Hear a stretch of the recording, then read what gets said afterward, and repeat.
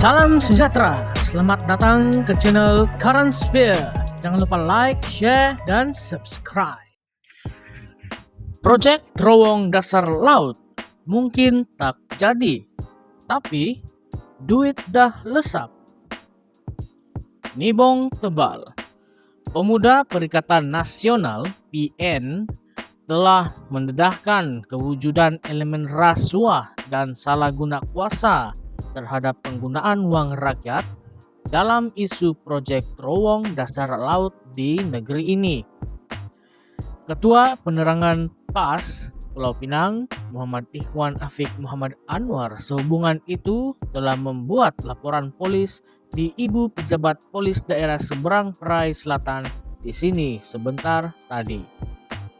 Dalam sidang media sebelum itu, mereka mempersoalkan tindakan-tindakan kerajaan negeri Pulau Pinang yang diketuai DAP Pakatan Harapan (PH) dalam menguruskan proyek bernilai 6,3 bilion ringgit Malaysia tersebut. Menurut mereka, tindakan Ketua Menteri Chow Kon Yeow mengumumkan kemungkinan untuk membatalkan proyek tersebut berdasarkan plan induk pelabuhan Pulau Pinang adalah sesuatu yang mengejutkan. Terang mereka, proyek sejak tahun 2013 tersebut telah dianugerahkan kepada kontraktor untuk dimulakan 17 tahun selepas itu, namun selepas 12 tahun berlalu, kajian keboleh laksanaan bernilai 305 juta ringgit Malaysia juga belum dimulakan. Turut dipersoal adalah status dakwaan rasuah oleh seorang individu melibatkan suapan sebanyak 19 juta ringgit yang diterimanya daripada Ketua Menteri ketika itu bagi menutup bukti gambar dari diperolehi Suruhanjaya Pencegahan Rasuah Malaysia (SPRM). Jadi kenapa kalau isu terowong ini tak rasuah, tak ada sakit, tak ada tipu, tak ada sakau, tak ada curi, kenapa kamu perlu bagi individu ini sebanyak 19 juta ringgit untuk tutup kes ini? Soal mereka. Exco Biro Penerangan Bersatu Badrul Hisham Syaharin dan Exco Pemuda PAS Pulau Pinang Muhammad Raziz Abdul Rahman selaku juru cakap pada sidang media itu menegaskan sebahagian kes tersebut telah pun diketahui umum. Namun kata mereka, berdepan banyak perbicaraan di mahkamah termasuk digugurkan kes dan pendakwaan semula, tetapi semua itu menunjukkan bahwa DAP merupakan kerajaan yang korup.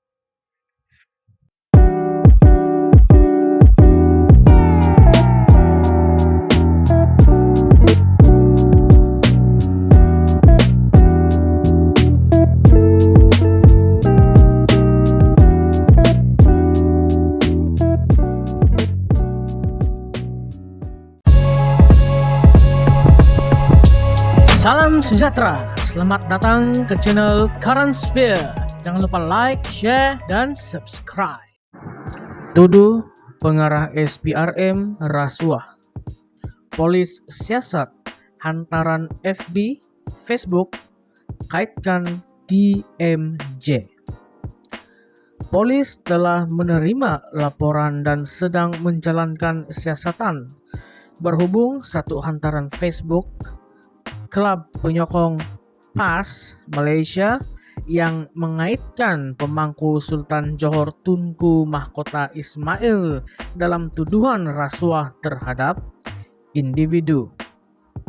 Ketua Polis Johor CP M Kumar berkata, hantaran itu mendakwa Tunku Mahkota Ismail mengatakan pengarah Bagian Pencegahan Pengubahan Wang Haram AML Suruhanjaya Pencegahan Rasuah Malaysia SPRM Datuk Muhammad Zamri Zainul Abidin meminta rasuah berjumlah RM20 juta daripada Qatar Holdings pada 28 Januari tahun lepas.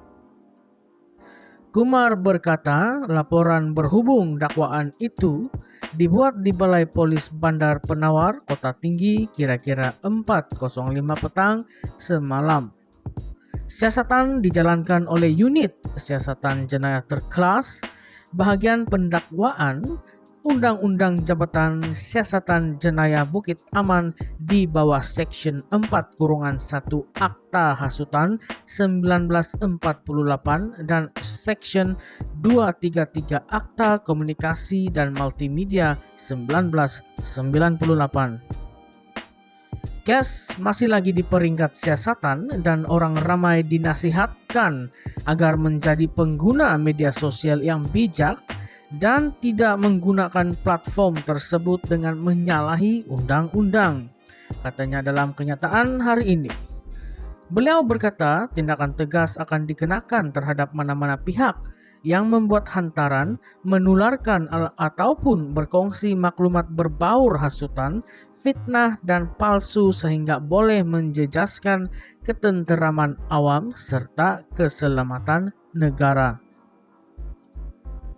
Kumar merujuk hantaran bertajuk TMJ dah bersuara, takkan PMX masih senyap. Semalam, Menteri Besar Johor Datuk On Hafiz Ghazi dilapor berkata Johor melihat isu itu sebagai satu cubaan hasutan jahat dalam menjatuhkan institusi diraja dan kerajaan negeri telah membuat laporan polis berhubung perkara berkenaan.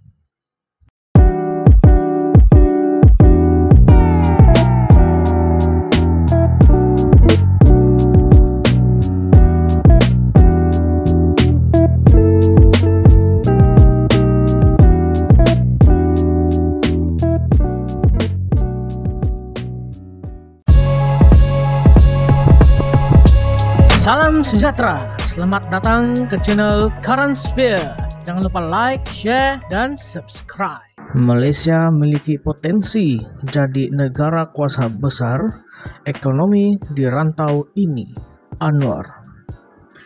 Kuala Lumpur. Malaysia memiliki potensi luas untuk muncul sebagai negara kuasa besar ekonomi di rantau ini, kata Perdana Menteri Datuk Seri Anwar Ibrahim. Anwar ketika berucap pada Majlis Makan Tengah Hari Mesyuarat Agung ke-47 Dewan Perniagaan Amerika Malaysia AMCHAM menegaskan Malaysia mesti kekal sebagai negara perdagangan dan terbuka kepada pelaburan. Kami menyatakan dengan sangat jelas kerajaan akan menyokong pelaburan dari luar negara, terutama dari Amerika Syarikat, kata beliau merujuk kepada isu domestik berkaitan dengan BlackRock. Anwar yang juga Menteri Kewangan berkata, kerajaan sedang menangani isu kesediaan bagi melaksanakan langkah yang perlu untuk memastikan Malaysia kekal berdaya saing dan terus berkembang.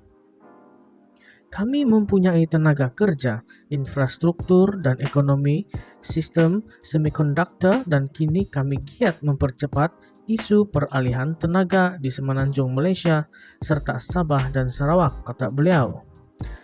Beliau berkata, Pulau Pinang merupakan contoh terbaik mengenai pelaburan daripada pelabur asing yang telah banyak memberi manfaat kepada ekonomi negara ini.